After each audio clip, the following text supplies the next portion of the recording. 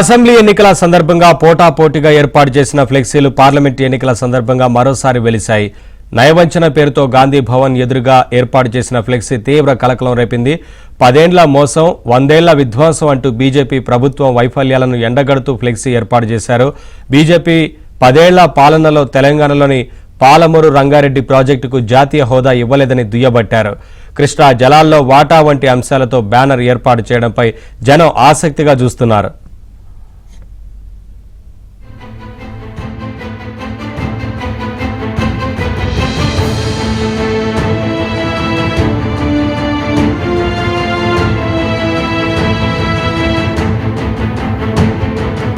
గాంధీ భవన్ ఎదురుగా ఏర్పాటు చేసిన ఫ్లెక్సీ తీవ్ర కలకలం రేపింది.